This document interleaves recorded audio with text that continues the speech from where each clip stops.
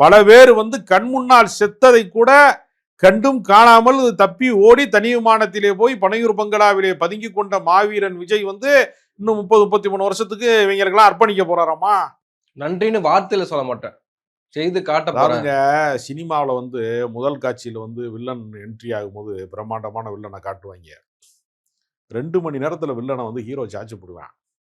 நம்ம 2000 வருஷமா பார்ப்பனியத்தை சாய்க்க முடியல, முதலாளித்துவத்தை சாய்க்க முடியல. எத்தனையோ காரல் மார்க்ஸ் மாதிரி அறிஞர்கள் சிந்தித்து, அண்ணல் அம்பேத்கர், தந்தை பெரியார் மாதிரி மிகப்பெரிய தலைவர்கள் எல்லாம் சேர்ந்து பார்ப்பனிய பனியா கும்பல், முதலாளித்துவ கும்பல், கார்பரேட் கும்பல் வளர்ந்துகிட்டே இருக்கான். இந்த நவீன உலகத்துல சாதி என்கிற அவமானத்தை கூட நம்மால் வந்து அழிக்க முடியல, போராடி கொண்டே இருக்கிறான்.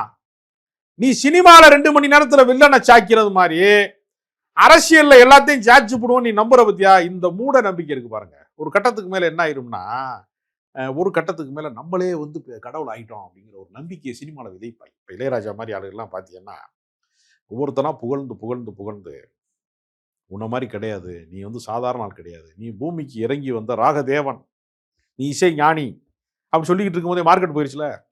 டப்புன்னு ரோஜான்னு ஒரு படம் வந்தோன்னா மார்க்கெட் போயிருச்சுல. உயரத்துல கொண்டு வந்து வைப்பான். எவ்வளவு உயரத்திலே பறந்தாலும் பட்டத்தினுடைய நூல் வந்து இன்னும் ஒருத்தன் கையில பிடிச்சிட்டு இருப்பான். நூல் அறுந்துருச்சுன்னா பட்டம் கீழே வந்துடும். உயர பறப்பது மாதிரி தோற்றம் அளிக்கும். சினிமா அப்படிப்பட்டது. சினிமா வந்து மிகப்பெரிய சூப்பர் ஸ்டார்களை எல்லாம் கைவிட்டது. தியாகராஜா பாகவதரை கைவிட்டது சினிமா.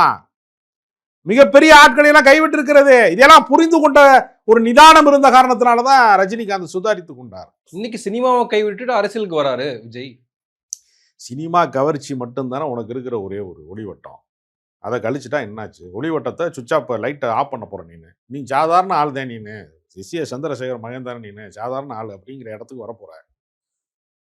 எல்லாரும் உன்னை நேரில் பார்த்துட்டாங்கன்னா விஜயகாந்த் சொன்னதுதான், ஒரு நடிகன் வந்து மக்களை நேரடி சந்திக்க சந்திக்க சந்திக்க தெருவா போனேன்னா இவர் இவ்வளவுதானா பூ அப்படின்னு போயிடும்.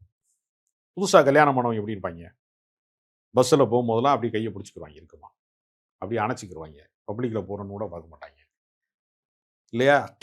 நிச்சயமானவொன்னே ஃபோனில் மணிக்கணக்காக பேசுவாங்க, ராத்திரி முழுக்க பேசுவாங்க. அப்புறம் கல்யாணம் ஆகி கொஞ்ச நாள் கழிச்சு என்ன பேசுவாங்க? ஃபோன் வச்சுன்னா சனியனை எதுக்கு ஃபோன் பண்ண, வை போன அப்படின்னு சொல்கிறாங்கல்ல. மோகம் வந்து 30 நாள், ஆசை 60 நாள், மோகம் 30 நாள் தானே. உலகத்தில் எல்லாமே அப்படித்தாங்க. திகட்டாத இனிப்பு ஏதாவது இருக்கிறதா?